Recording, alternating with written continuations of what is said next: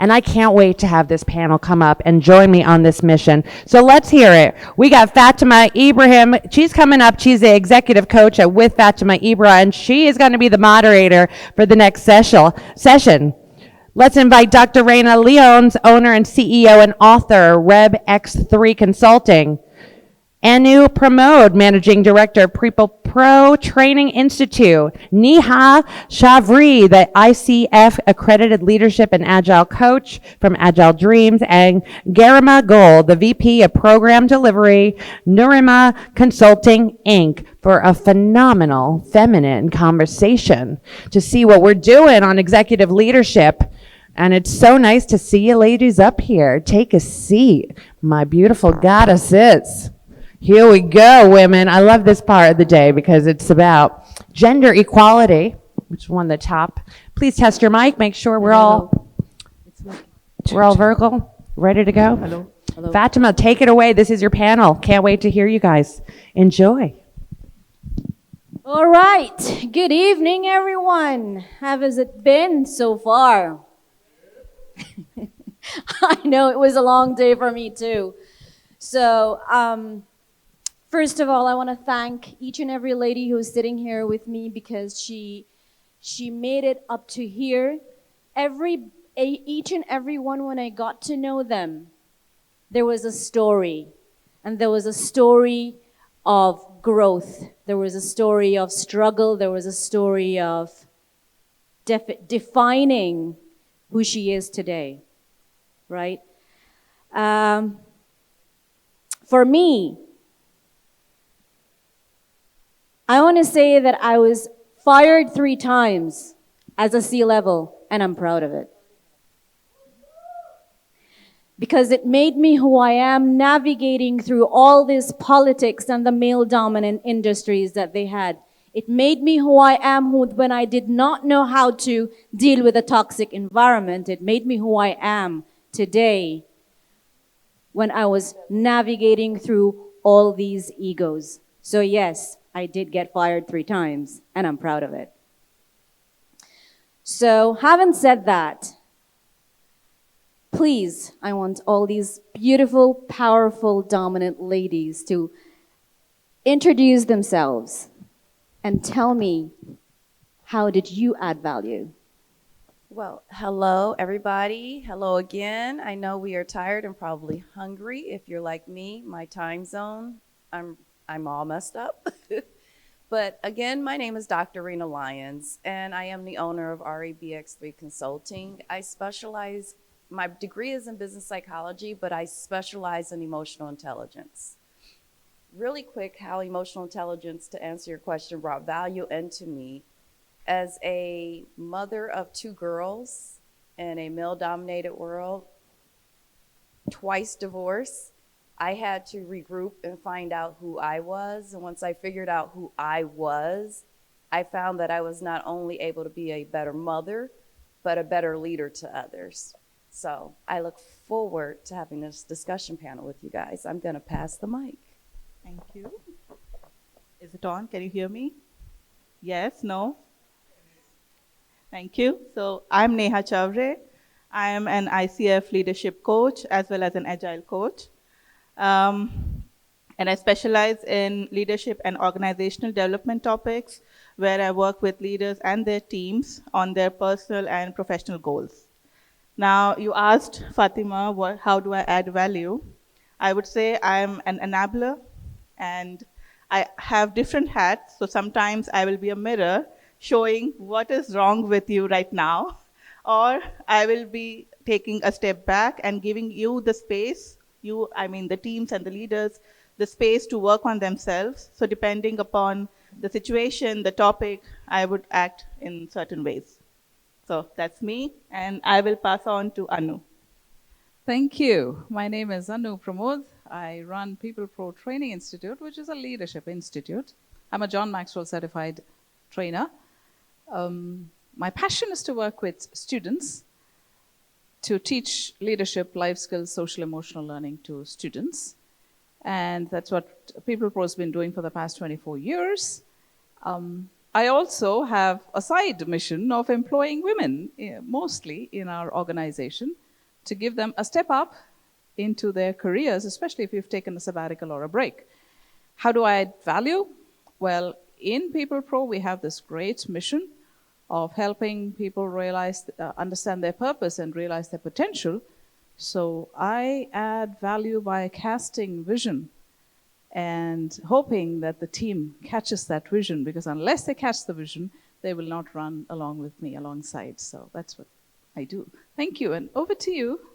Hello, good evening, everyone. So I'm Garima Goyal. I am a woman leader, IT expert, a management consultant by profession.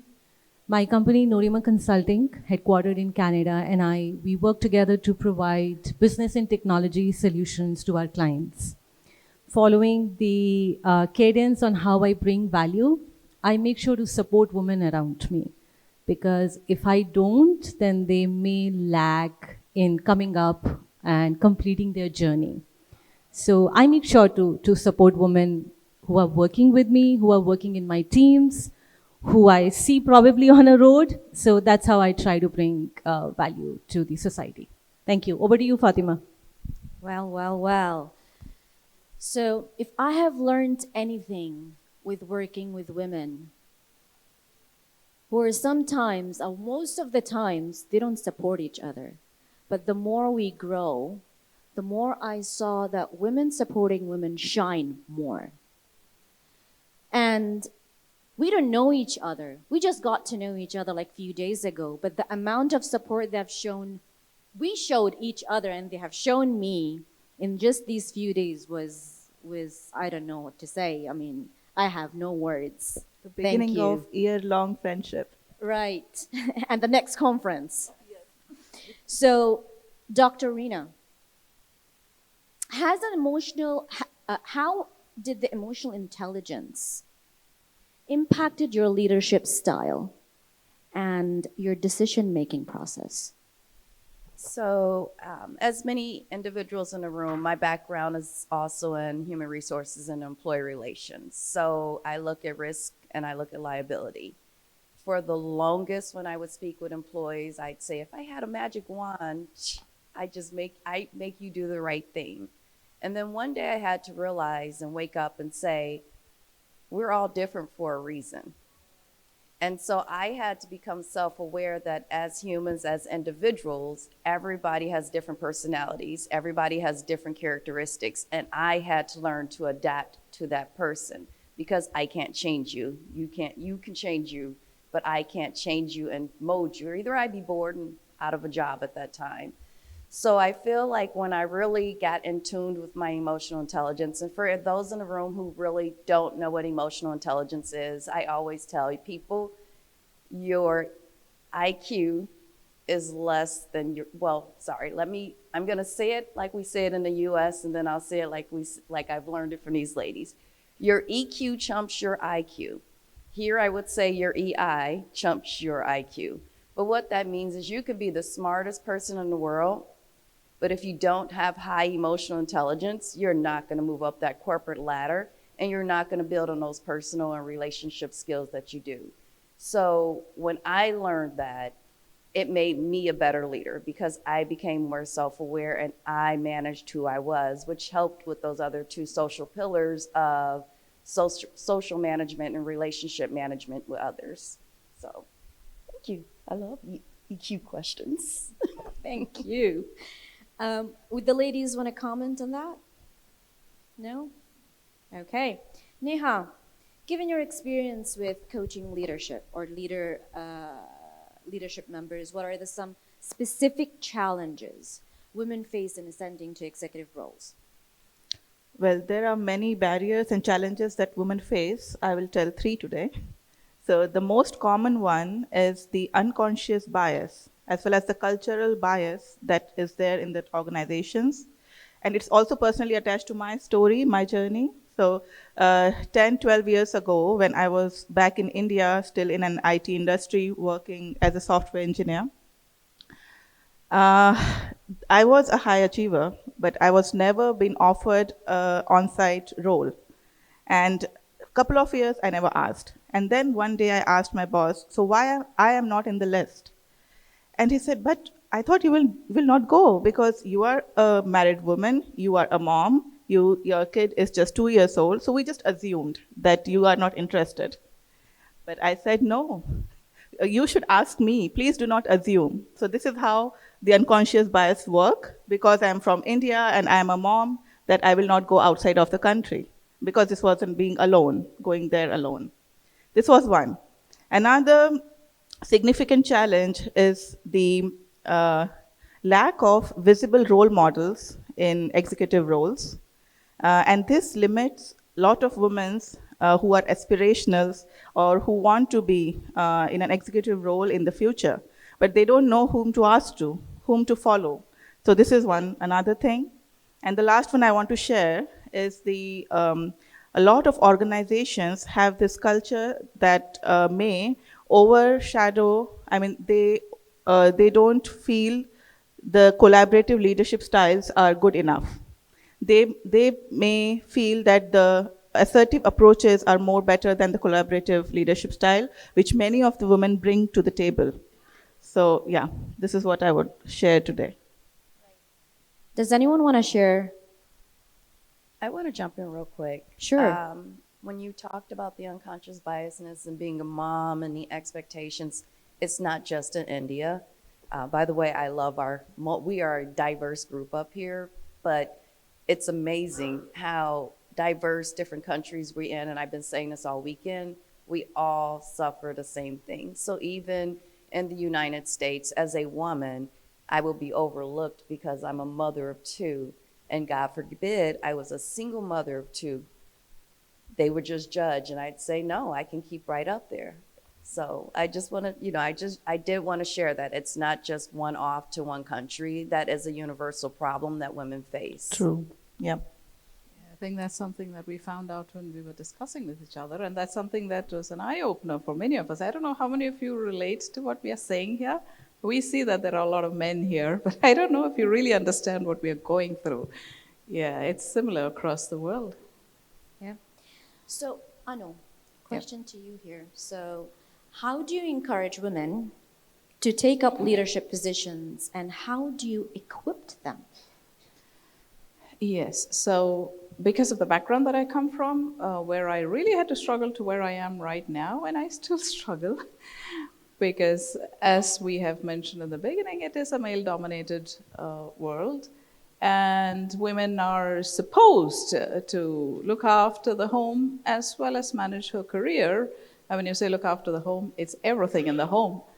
And that's not easy for women. And so I love to bring in more women into organizations and equip them into becoming leaders.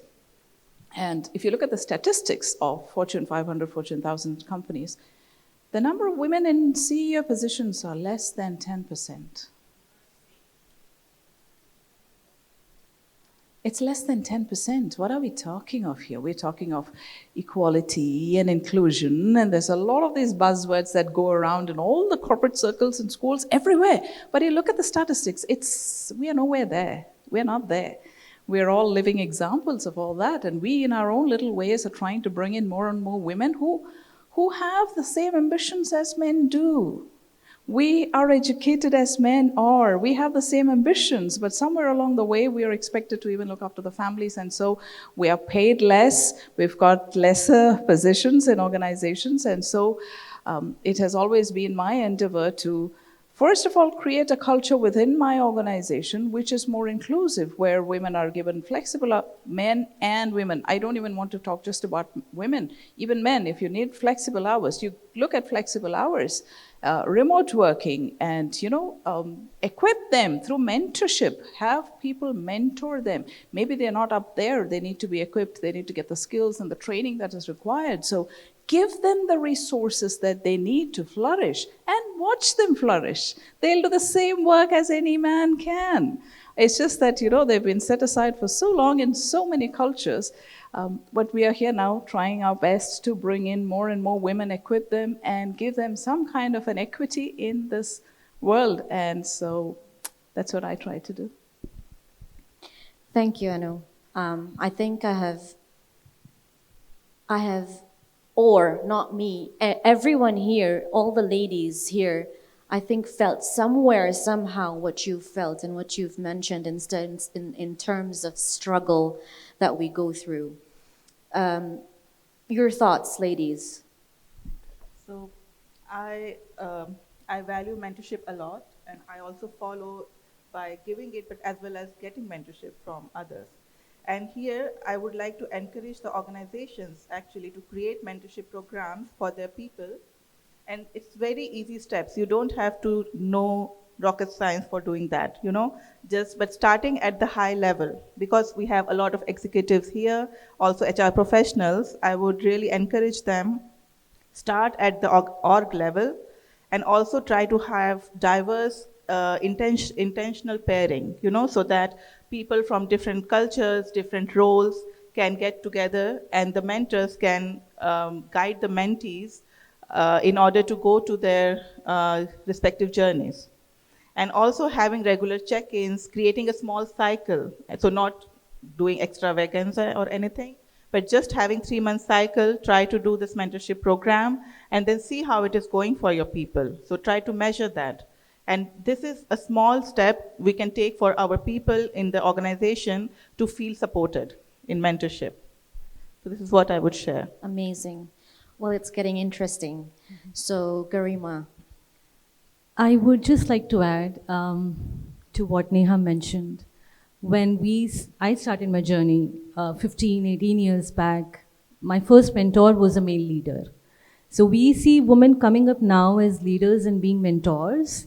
But when I started off, men were leaders. And I think most of us have been blessed to have good male leaders. So no offense to any one of the men sitting here. It's a woman-packed session. Just we are talking about our struggles, sharing our journeys. Of course, as women, we need each other's support, but it's an ecosystem. We need men's support equally, back in the homes, also at our corporate world to be successful. I think that's what I would like to add. And I have one more point, because I was thinking about mentorship, but you can also go one step ahead and think about sponsorship. Right. So mentorship will give you guidance. It will help you grow. But sponsorship will give you advocacy, and it will help you to get there, to get ahead of where you would like to be. So that's the hardest part. Find a sponsor. Yeah, find a sponsor. Garima, how does it increased representation of women in real leadership roles influence corporate governance and decision making?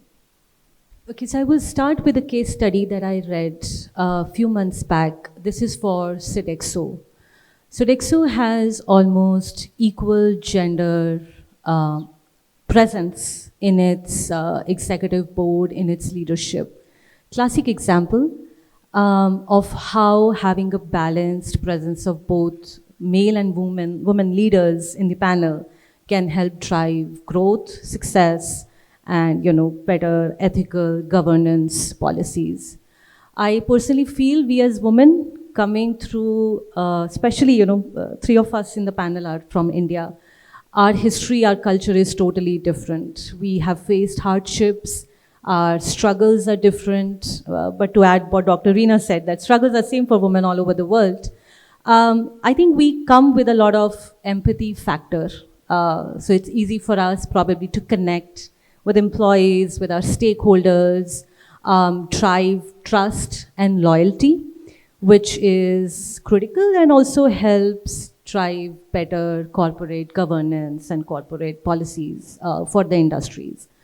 Also important is the cultural transformation that presence of women leaders in the organization can bring, which can help in better retention of clients, also employee engagement.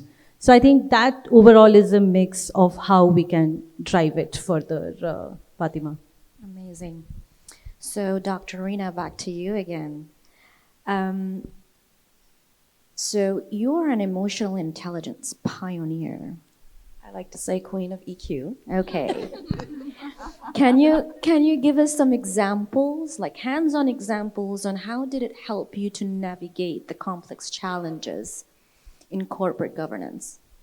It taught me to be proactive and not reactive. And what I mean by that is also what my father would say. I play chess, not checkers.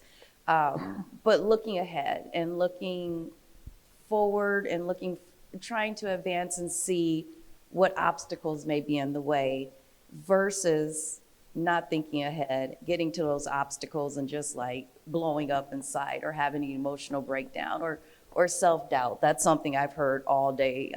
I think you spoke about that earlier too, values and having that self-doubt and really digging in there. But having that emotional intelligence piece and being proactive just really opened me up to a whole lot of things because again, as I stated, I can control me.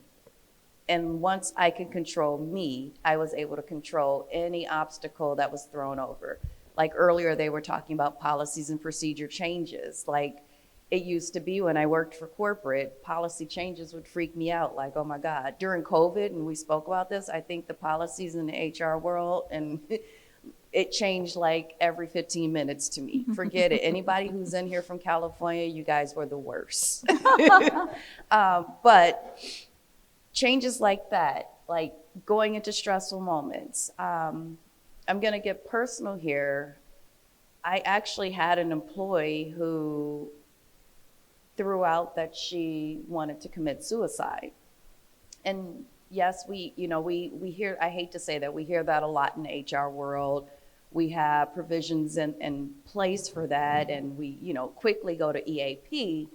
But at this time, I had to remember I wasn't just an HR person. I'm a psychologist. Like my background, everything that I had studied in school was there with me. And this individual was actually having a moment where she stood on the roof of the hotel, and something in me said, well, I was being dismissive. I was being dismissive because I had other things to do. So my emotions, I was just like, whatever. Something told me go on FaceTime. And this lady was actually on the roof of the building on FaceTime. And I remember saying, oh God, I'm gonna need a therapist if she goes down. But immediately being empathetic and understanding and not being reactive in that moment literally saved her life, because I was calm, so she was calm, so we were able to go back down. She said something about babies. I thought they were children in the hotel room with her. They were actually her dogs. But I was like, hey, the Maltipoos saved her. But we actually went down, and while doing that, because I was calm, I was able to keep my team calm through this situation, because I had one person on the phone with EAP to get someone there. I had someone pacing in front of my door. It was just all hands on deck, being that servant leader.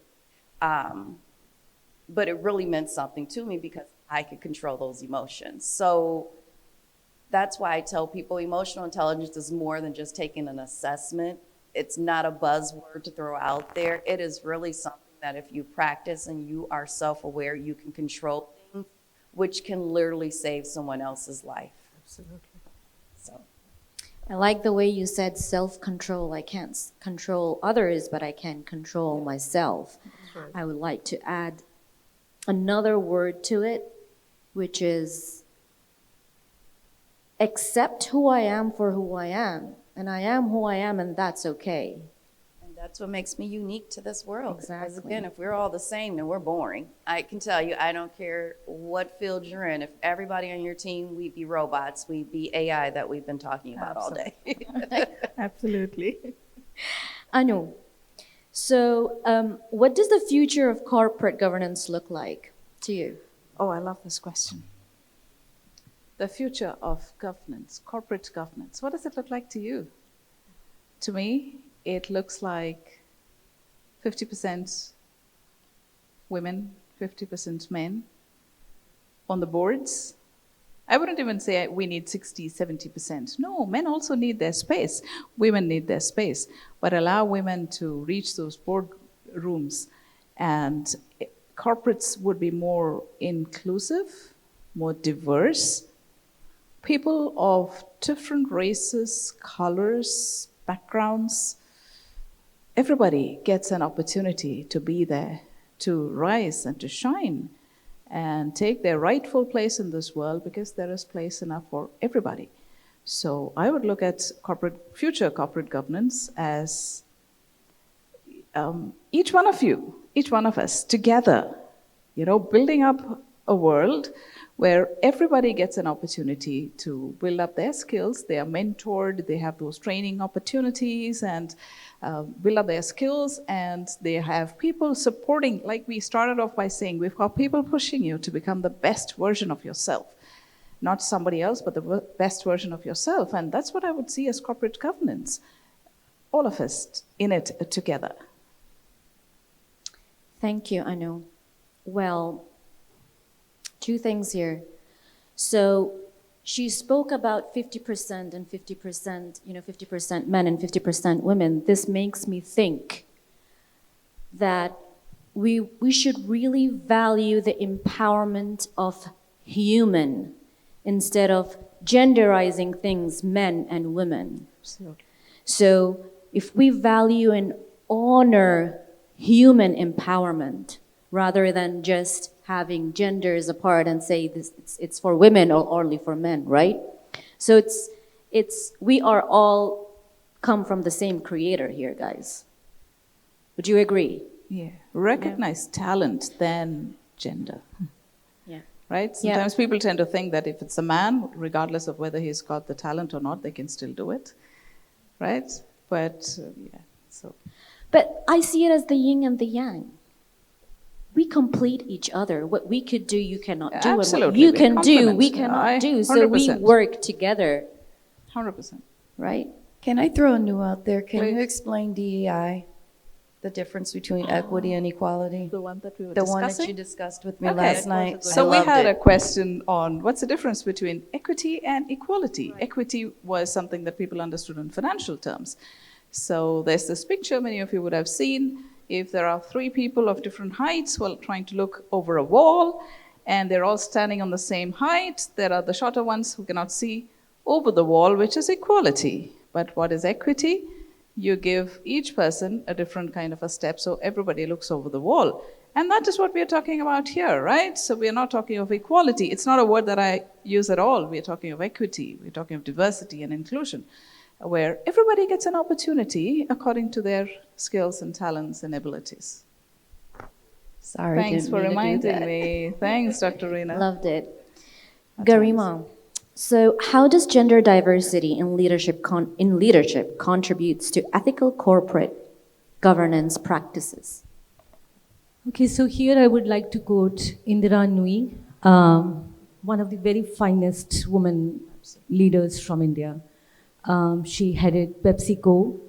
Her presence in executive leadership and focus on ethical governance has PepsiCo stand out for what it is today, right?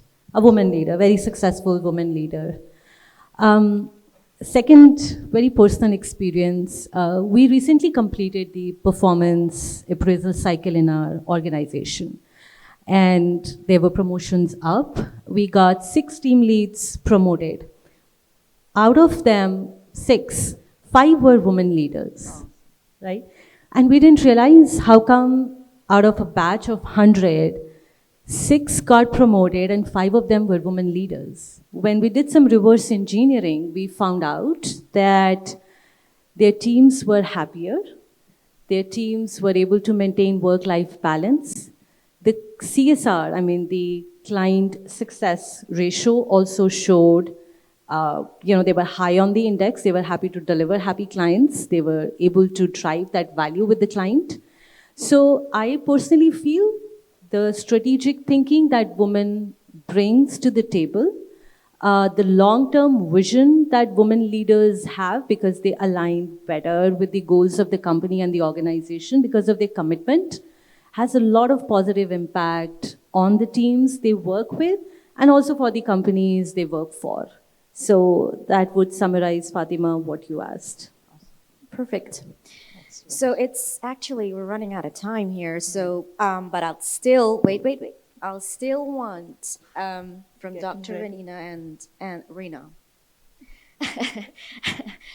So if each one of you would give out an advice in a sentence to all the ladies and the gentlemen who are here, what would you say, Dr. Rena? Always be self-aware of how your actions create reactions out of other people. Know your room. I will continue. Yeah. So speak up for yourself. Nobody else is going to do it for you. Thank Keeping you. it short. Yeah. Anu. Sorry, I'm sorry. Live and let live. It's something that I often use. Live and let live. Be intentional about your life and allow others also to flourish. I would like to quote, good girls don't make history, bold girls do. Stand up. That's a good one.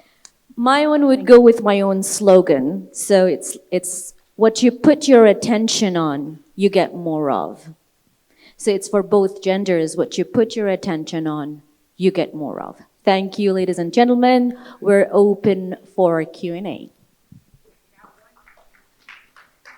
We have 40 seconds. Yeah, we got one question. Anyone have a question for the ladies? Oh, all the boys' hands go up. I can't get you all. Oh no. I can't get you all. I'm giving one lucky I winner. have questions. Thank you. That's a good sign. You talk statistics of 10% of the Fortune 500 being women.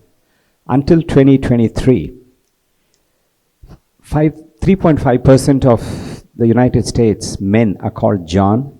More of them were CEOs. But there is change. Back in 1969, Lawrence J. Peters said, no one should have to work twice as hard to get half as far because of the shape of their skin. Sadly, that has not changed. What do you think corporations can do to promote them, not to CEOs, but to start them in managerial positions, director positions, and come up the ladder? You're talking of people of color?